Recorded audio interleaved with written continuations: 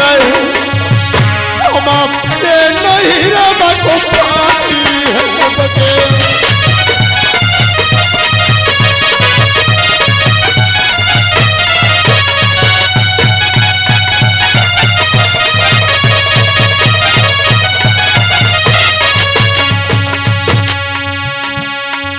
राजा मानो बात हमारे और जेवर सिंह के महलन से आए तो मैं भोजन लेवा खाए।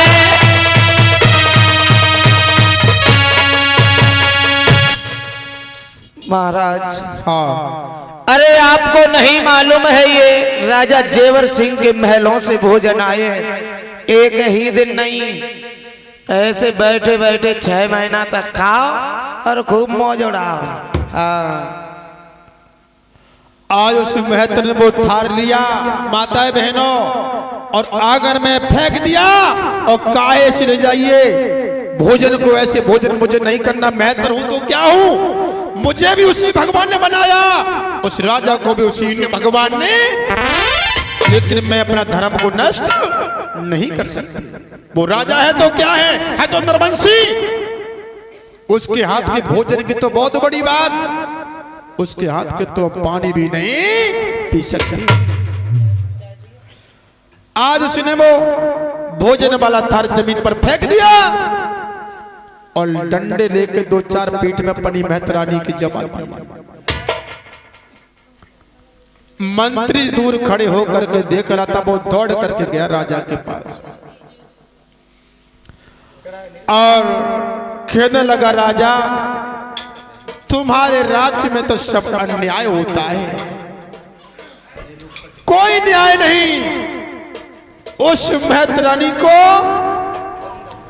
भोजन की तो बहुत बड़ी बात, उसके मुख से पानी भी नहीं लगा। क्या कि हाँ राजा भी न्याय लेता है, मैं भी अपना मुख इस राज्य में उस महतरानी को नहीं दिखा सकते हैं। इस राज्य को छोड़ करके कहीं बनखड़ के लिए चले जाए। कथा के सुनने वाले प्रेमियों भक्तों,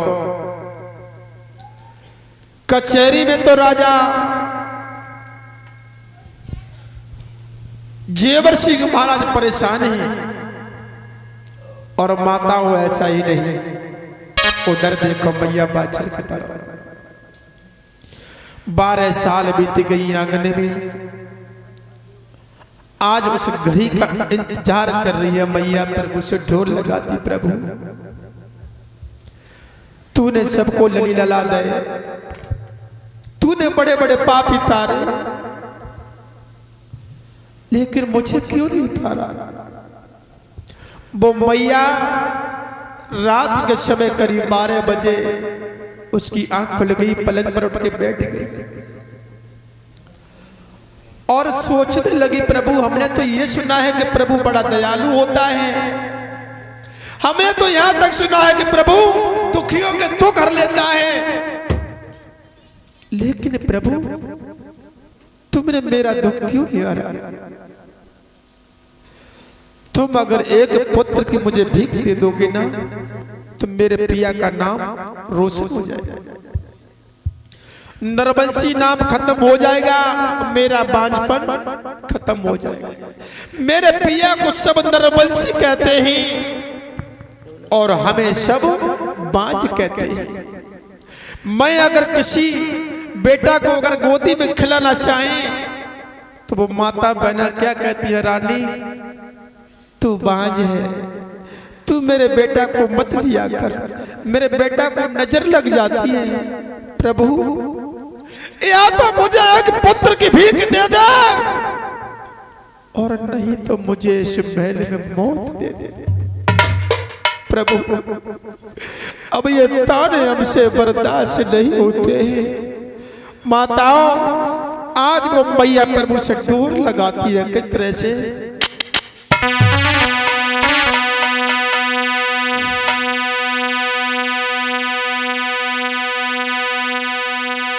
प्रभु तेने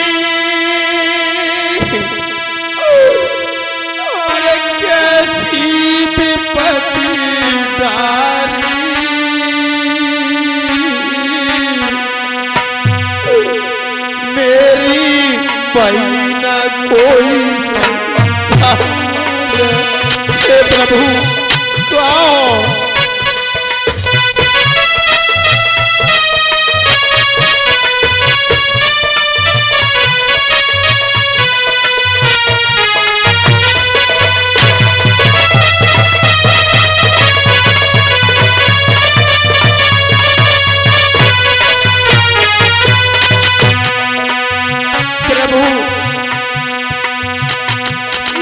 हम से कब तक देखते रहेंगे? या तो मुझे मौत दे दे या मुझे एक पुत्र की भीख दे दे। और ये बात सत्य है माता बहनों, एक घर में 4 दौरानी जिठानी हो जबर सिंह भैया, 3 के संतान है, एक संतान नहीं है। वो दुखिया जानती या उसका भगवान जाता उस महलों में कैसे गुजर करती है।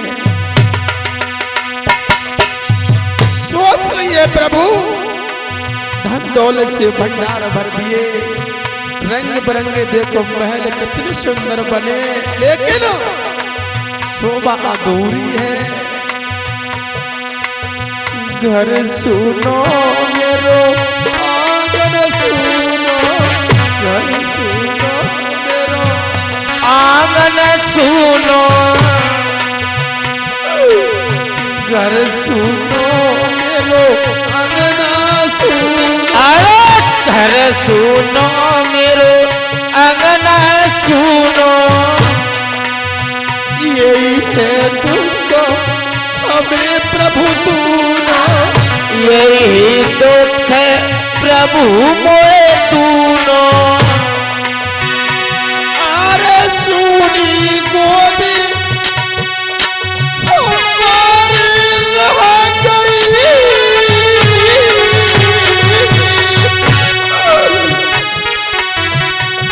प्रभु मोरी हुई नहीं ख्वारी, मेरी नाई भाई रे प्रभु।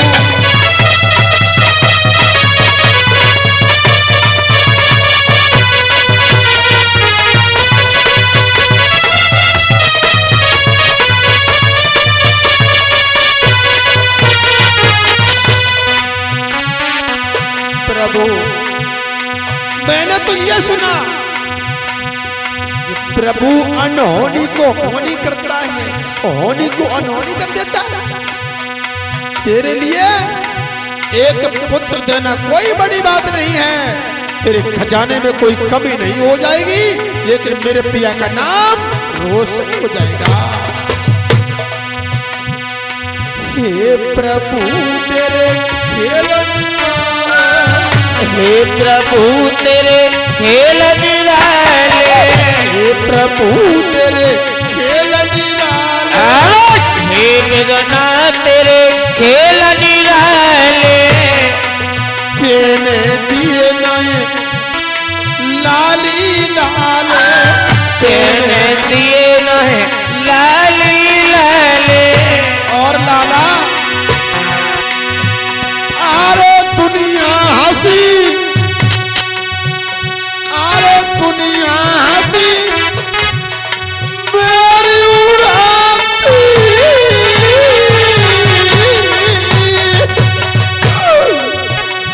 प्रभु मेरी हुई नहीं ख्वारी, मेरी नाई भाई रे संतान।